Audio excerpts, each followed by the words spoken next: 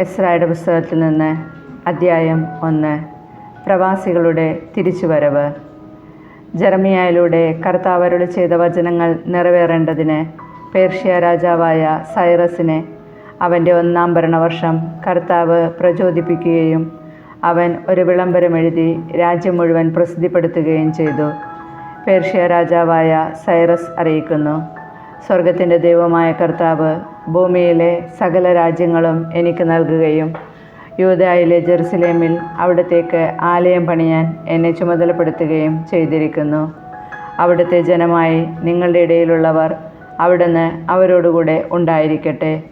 യൂദായിലെ ജെറുസലേമിൽ ചെന്ന് ഇസ്രായേലിൻ്റെ ദൈവമായ കർത്താവിൻ്റെ ആലയം വീണ്ടും നിർമ്മിക്കട്ടെ. ജെറുസലേമിൽ വസിക്കുന്ന ദൈവമാണ് അവിടുന്ന്. അവശേഷിക്കുന്ന ജനം എവിടെ വസിക്കുന്നവരായാലും അവരെ തദ്ദേശവാസികൾ ജെറുസലേമിലെ ദേവാലയത്തിനു വേണ്ടി സ്വഭിഷ്ട കാഴ്ചകൾക്ക് പുറമെ വെള്ളി, സ്വർണം, ഇതര വസ്തുക്കൾ, മൃഗങ്ങൾ എന്നിവ നൽകി സഹായിക്കട്ടെ.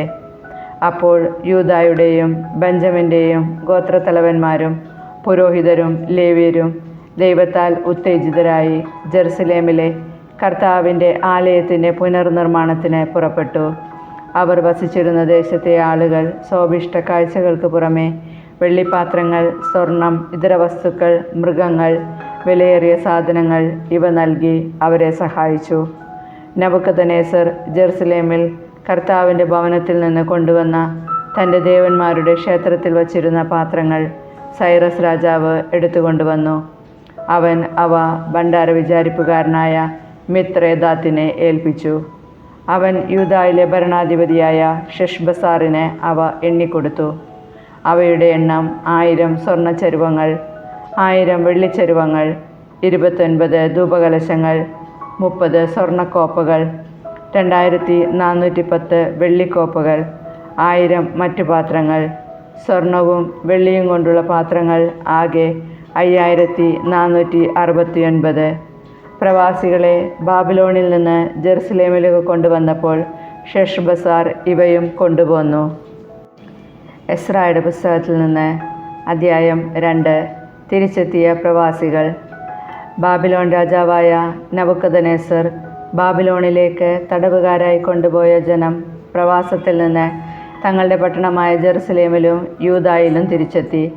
സെറുബാബേൽ, യെശുവ, നെഹെമിയ, സെറായിയ, റെലായ, മൊർദെക്കായ്, ബിൽഷാൻ, മിസ്പാർ, ബിഗ്വായ്, റഹൂം, ബാന എന്നിവരാണ് അവരെ നയിച്ചത്.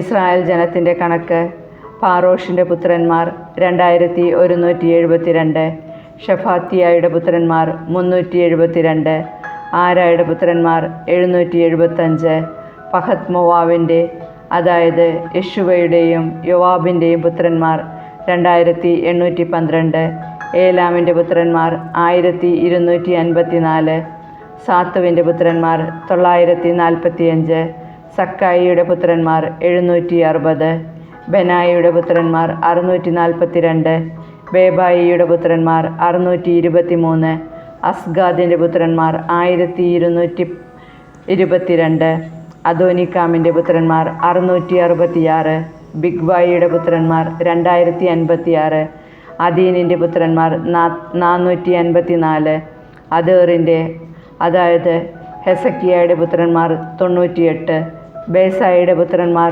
323, യോറായുടെ പുത്രന്മാർ 112, ഹാഷൂമിൻ്റെ പുത്രന്മാർ 223, ഗിബ്ബാറിൻ്റെ പുത്രന്മാർ 95, ബേത്ത്ലേഹമിലെ ആളുകൾ 123, നെത്തോഫായിലെ ആളുകൾ 56, അനാത്തോത്തിലെ ആളുകൾ 128, അസ്മാവത്തിലെ ആളുകൾ 42, കിരിയാദാറിം, കേഫിറ, ബെറോത്ത് എന്നിവിടങ്ങളിലെ ആളുകൾ 743, റാമായിലെയും ഗേബായിലെയും ആളുകൾ 621, മിക്മാസിലെ ആളുകൾ 122, ബദേലിലെയും ആയിയിലെയും ആളുകൾ 223, നെബോയിലെ ആളുകൾ 52, മഗ്ബീഷിലെ ആളുകൾ 186, മറ്റ് ഏലാമിലെ ആളുകൾ 1254, ഹാരിമിലെ ആളുകൾ 320, ലോദ്, ഹാദിദ്, ഓനോ എന്നിവിടങ്ങളിലെ ആളുകൾ 725, ജെറീക്കോയിലെ ആളുകൾ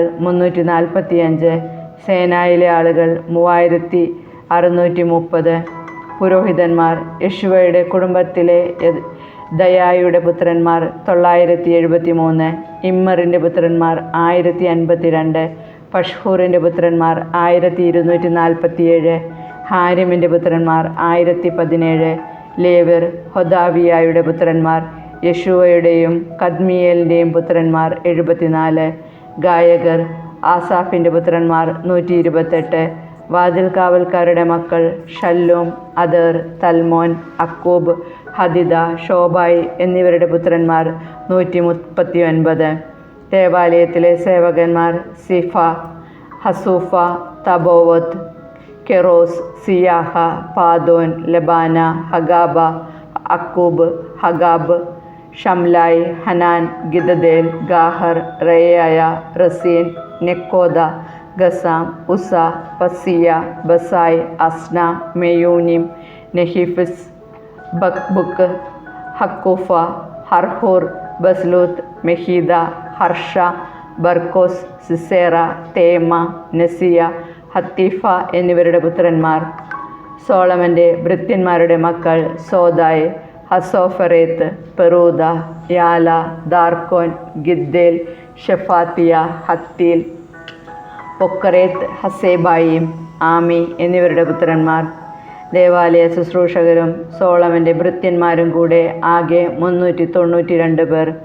തങ്ങളുടെ പിതൃകുടുംബമേതെന്നോ തങ്ങൾ ഇസ്രായേൽപ്പെട്ടവരാണെന്നോ തെളിയിക്കാൻ കഴിയാതിരുന്ന തെൽമേല, തെൽഹർഷ, കെറൂബ്, അദ്ദാൻ, ഇമ്മർ എന്നിവിടങ്ങളിൽ നിന്ന് വന്നവർ.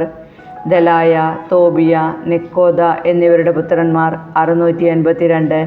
കൂടാതെ പുരോഹിതപുത്രന്മാർ ഹബായ, ഹക്കോസ്, ബർസില്ലായ് എന്നിവരുടെ പുത്രന്മാർ.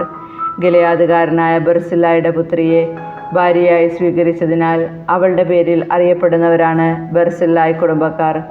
വംശാവലി രേഖയിൽ അംഗത്വം കണ്ടുപിടിക്കാൻ കഴിയാഞ്ഞതിനാൽ ഇവർ അശുദ്ധരായി പൗരോഹിത്യത്തിൽ നിന്ന് പുറന്തള്ളപ്പെട്ടു. ഉറീമും തുമ്മീമും മുഖേന ആരായാൻ ഒരു പുരോഹിതൻ ഉണ്ടാകുന്നതുവരെ അതിവിശുദ്ധ ഭോജ്യത്തിൽ പങ്കുചേരുന്നതിൽ നിന്ന് ദേശാധിപതി അവരെ വിലക്കി. സമൂഹത്തിൽ ആകെ 47,360 പേർ ഉണ്ടായിരുന്നു. 7,337 ദാസീദാസന്മാർക്ക് പുറമെയാണിത്. അവർക്ക് 200 ഗായകന്മാരുണ്ടായിരുന്നു. അവർക്ക് 736 കുതിര, 245 കോവർ കഴുത, 435 ഒട്ടകം, 6,720 കഴുത എന്നിവ ഉണ്ടായിരുന്നു. ജെറുസലേമിൽ കർത്താവിൻ്റെ ആലയത്തിൽ വന്ന ചില കുടുംബത്തലവന്മാർ ദേവാലയം യഥാസ്ഥാനം പണിയാൻ സ്വഭിഷ്ട കാഴ്ചകൾ നൽകി. ആലയ നിർമ്മാണ നിധിയിലേക്ക് തങ്ങളുടെ കഴിവിനൊത്ത് അവർ നൽകിയ സംഭാവന 61,000 ദാരിക് സ്വർണവും 1000 മീന വെള്ളിയും 100 പുരോഹിത വസ്ത്രങ്ങളുമാണ്. പുരോഹിതന്മാരും ലേവ്യരും ചില ആളുകളും ജെറുസലേമിലും പരിസരങ്ങളിലും താമസിച്ചു. ഗായകരും വാതിൽ കാവൽക്കാരും ദേവാലയ സേവകരും മറ്റ് ഇസ്രായേലരും തങ്ങളുടെ പട്ടണങ്ങളിൽ വസിച്ചു. എസ്രായുടെ പുസ്തകത്തിൽ നിന്ന് അധ്യായം 3. ബലിസമർപ്പണം. പട്ടണങ്ങളിൽ വസിച്ചിരുന്ന ഇസ്രായേൽക്കാർ 7-ാം മാസത്തിൽ ഒറ്റക്കെട്ടായി ജെറുസലേമിൽ വന്നു. യോസദാക്കിൻ്റെ പുത്രനായ യെശുവ സഹപുരോഹിതന്മാരോടും ഷയാൽത്തിയേലിൻ്റെ പുത്രൻ സെറുബാബേൽ തൻ്റെ സഹോദരന്മാരോടും കൂടെ ദൈവപുരുഷനായ മോശയുടെ നിയമത്തിൽ എഴുതിയിരിക്കുന്നതനുസരിച്ച് ദഹനബലി അർപ്പിക്കുന്നതിന് ഇസ്രായേലിൻ്റെ ദൈവത്തിൻ്റെ ബലിപീഠം പണിതു. ദേശവാസികളെ ഭയന്ന് അവർ ബലിപീഠം പൂർവ്വസ്ഥാനത്ത് സ്ഥാപിച്ചു. അതിന്മേൽ അവർ കർത്താവിന് പ്രഭാതത്തിലും പ്രതിഷോധത്തിലും ദഹനബലി അർപ്പിച്ചു. അവർ കൂടാര തിരുനാൾ യഥാവിധി ആചരിച്ചു. അനുദിന ദഹനബലി ഓരോ ദിവസത്തേക്കുമുള്ള ചട്ടമനുസരിച്ച് അർപ്പിച്ചു. നിരന്തര ദഹനബലിയും അമാവാസിയിലെയും കർത്താവിൻ്റെ നിശ്ചിത തിരുനാളുകളിലെയും ദഹനബലികളും ഓരോരുത്തരുടെയും സ്വഭിഷ്ട കാഴ്ചകളും അവർ കർത്താവിന് അർപ്പിച്ചു. 7-ാം മാസം 1-ാം ദിവസം മുതൽ അവർ കർത്താവിന് ദഹനബലി അർപ്പിക്കാൻ തുടങ്ങി. എന്നാൽ കർത്താവിൻ്റെ ആലയത്തിന് അടിസ്ഥാനമിട്ടിരുന്നില്ല. ദേവാലയ നിർമ്മാണം തുടങ്ങുന്നു.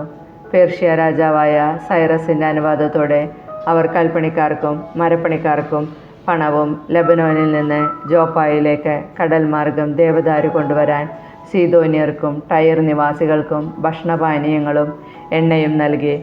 അവർ ജെറുസലേമിൽ ദേവാലയത്തിലേക്ക് വന്നതിൻ്റെ 2-ാം വർഷം 2-ാം മാസം ഷയാൽത്തിയേലിൻ്റെ മകൻ സെറുബാബേലും യോസാദാക്കിൻ്റെ മകൻ യെശുവയും കൂടെ തങ്ങളുടെ മറ്റു സഹോദരന്മാർ, പുരോഹിതന്മാർ, ലേവ്യർ, പ്രവാസത്തിൽ നിന്ന് ജെറുസലേമിൽ വന്നവർ എന്നിവരോടൊപ്പം പണിയാരംഭിച്ചു.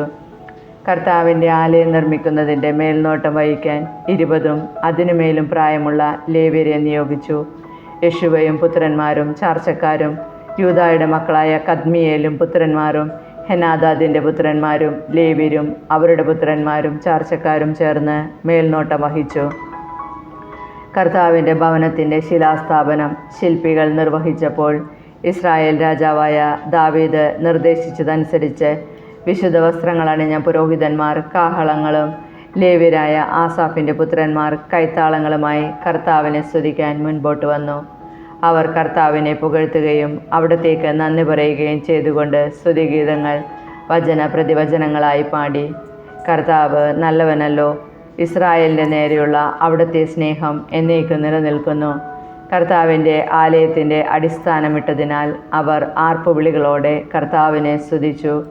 അനേകർ ആഹ്ലാദത്താൽ ആർത്തു വിളിച്ചെങ്കിലും ആദ്യത്തെ ആലയം കണ്ടിട്ടുള്ള പുരോഹിതന്മാരും ലേവ്യരും കുടുംബത്തലവന്മാരുമായ വൃദ്ധന്മാർ ആലയത്തിന് അടിസ്ഥാനമിടുന്നത് കണ്ട് ഉറക്കെ കരഞ്ഞു.